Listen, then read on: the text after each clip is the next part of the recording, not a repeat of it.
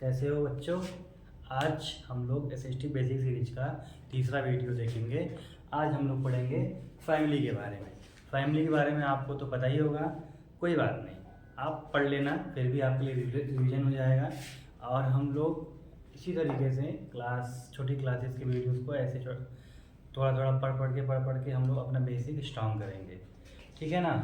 तो आज हम लोग पढ़ेंगे फैमिली के बारे में। फैमिली क्या होती है, फैमिली कितने टाइप की होती है, फैमिली ट्री क्या होता है, उसको हम लोग बाय फ्लो चार्ट उसको अच्छे से हम लोग समझेंगे। तो शुरू करने से पहले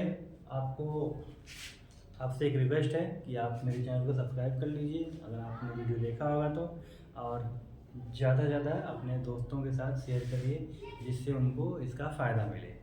तो हम लोग बात करते हैं फैमिली के बारे में। फैमिली क्या होती है? A group of people who are related to by blood, marriage और एडॉप्शन। मतलब ऐसे लोग, कुछ लोग, ग्रुप ऑफ पीपल हैं, कुछ लोग हैं जो एक दूसरे से रिलेटेड है, संबंधित हैं। कैसे संबंधित है?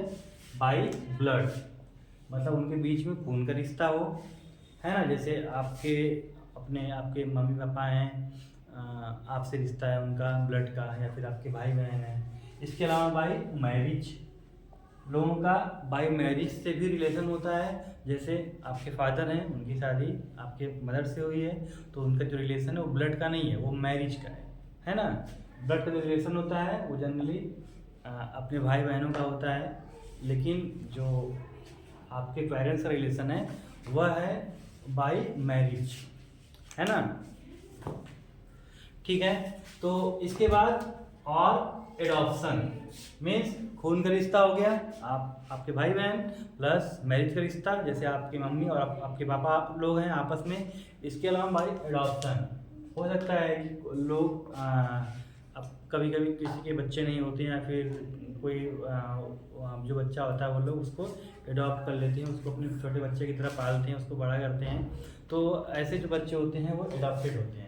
तो हमारा जो फैमिली से रिश्ता होता है वो खून का रिश्ता भी हो सकता है, मैरिज का रिश्ता हो सकता है, और हमें एडॉप्ट भी किया जा सकता है।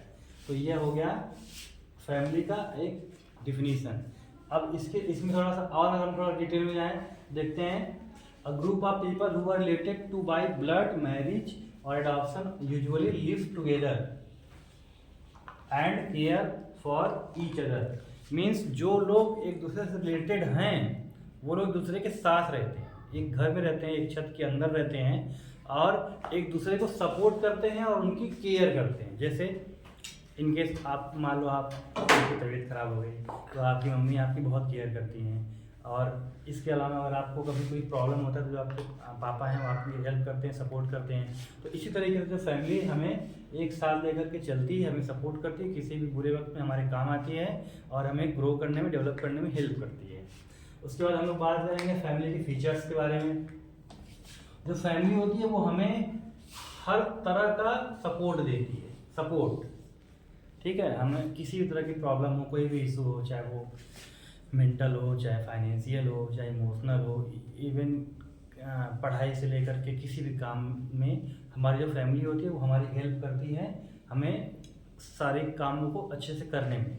जैसे आपके बड़े भाई हो गए हैं, उन्होंने आपको स्टडीज़ में हेल्प करा दी, आपकी बड़ी बहन हो गई, उन्होंने आपकी स्टडीज़ में हेल्प करा दी, आपकी मम्मी है, जब आप स्कूल आते होंगे तो आपको तैयार करते होंगे, आपकी हेल्प कराते होंगे। तो ऐसे करके जो फैमिली होती है वो हमारे सभी कामों में काम आती है, हमारी हेल्प करती है। इसके अलावा family helps in socialising. Family हमें सिखाती है कि हमें सोसाइटी में कैसे रहना है, लोगों से कैसे बातचीत करनी है, कैसा किससे बिहेवियर रखना है, कैसे बात करनी है, सब कुछ A to Z पूरा कल्चर फैमिली सिखाती है। कल्चर हमें फैमिली सिखाती है, खाना पीना, उठना बैठना, रहना, बोलना, बात करना, कैसी लैंग्वेज का यूज करना, सब कुछ हमें फैमिली सिखाती है, और हमारे अंदर एक पर्सनालिटी डेवलपमेंट में बहुत ज़्यादा रोल प्ले करती है, सही है ना। तो समझ गए फैमिली क्या होती है? ऐसे लोग जो एक दूसरे से रिलेटेड होते हैं bye blood, marriage and adoption. तो इनका जो मेन फीचर होता है कि ये लोग एक दूसरे के साथ रहते हैं, जनरली दूसरे के साथ रहते हैं। ऐसा नहीं कि हमेशा रहते हैं, हो सकता है कि आपके घर में कोई ऐसा जो पढ़ाई के लिए बाहर चला गया हो, हो सकता है कि आपके घर में कोई ऐसा है जो जा करके कहीं बाहर जॉब कर रहा है, लेकिन नॉर्मली वो लोग साथ में रहते हैं, एक घर के अंदर रहते हैं और एक दूसरे का सपोर्ट करते हैं। जो फैमिली होती है हमें हमारे हर वक्त में, अच्छे बुरे वक्त में हमारे काम आती है। इसके अलावा हमें हेल्प करती है as a person, as a children grow करने के लिए। अब हम लोग देखेंगे टाइप्स ऑफ फैमिली।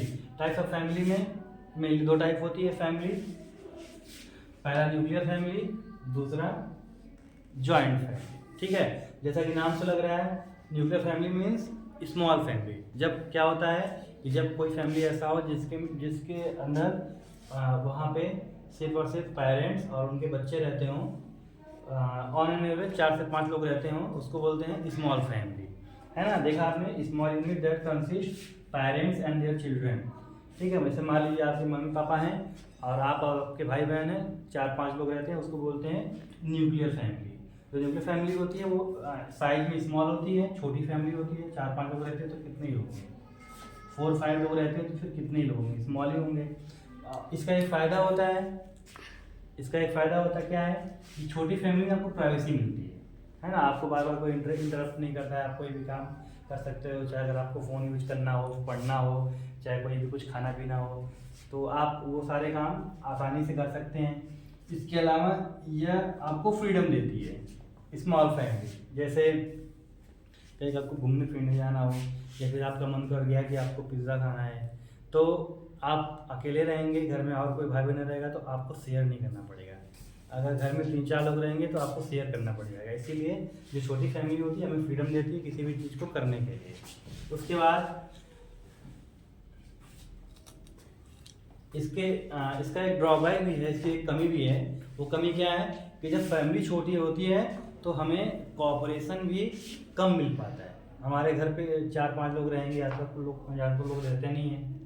जब ज़्यादा लोग नहीं रहेंगे तो आपको सपोर्ट भी कम मिलेगा, ठीक है ना। तो लैक ऑफ कोऑपरेशन, हमें सपोर्ट नहीं मिलता है। अगर हमारे घर पे ही बहुत सारे हमारे कजन्स रहें, अंकल आंटी रहें, तो हमें वो सपोर्ट कर लेंगे, बट हमारे घर पे कोई नहीं है, बस हम लोग 4-5 लोग हैं, तो थोड़ा कोऑपरेशन का इशू आता है। तो दूसरा है जॉइंट फैमिली। जॉइंट फैमिली में जब हमारे ग्रैंड पेरेंट्स, आपके पेरेंट्स प्लस आप, आपके अंकल आंट और आपके भाई बहन, आपके चाचा और चाची की लड़कियाँ, अंकल आंट की लड़कियाँ, लड़के लड़कियाँ जब साथ में रहते हों तो हम लोग उसको बोलेंगे जॉइंट फैमिली। तो जॉइंट फैमिली में कौन कौन है? आपके ग्रैंड पेरेंट्स हैं, आपके पेरेंट्स हैं, आप हैं, आपके अंकल आंट हैं और आपके भाई बहन हैं। तो इसमें जनरली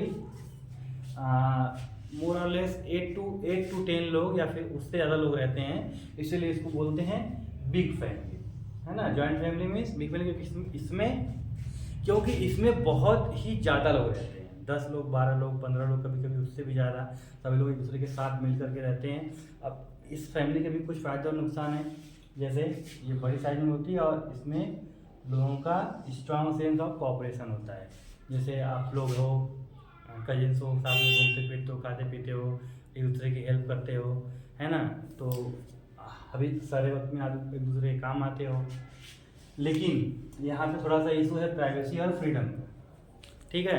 जैसे अगर घर में बहुत सारे बच्चे रहेंगे तो आप अकेले पिज़्ज़ा नहीं खा सकते। अगर पिज़्ज़ा मंगाएंगे, अगर खाएंगे तो आपके सारे भाई बहन आ जाएंगे, तो उसमें आपके पिज़्ज़े में कई हिस्से हो सकते हैं, है ना। तो यह हर एक चीज़ के बेनिफिट, मतलब एडवांटेज और डिसएडवांटेज होते हैं। स्मॉल फैमिली का एडवांटेज था कि आपको फ्रीडम और प्राइवेसी मिल रही है, लेकिन जॉइंट फैमिली में नहीं मिलती है। स्ट्रॉन्ग न्यूक्लियर फैमिली में आपको कोऑपरेशन नहीं मिल रहा है, लेकिन यहाँ भी आपको कोऑपरेशन मिल रहा है, आपको हेल्प मिल रही है, आप लोग आपको सपोर्ट कर रहे हैं, ठीक है ना।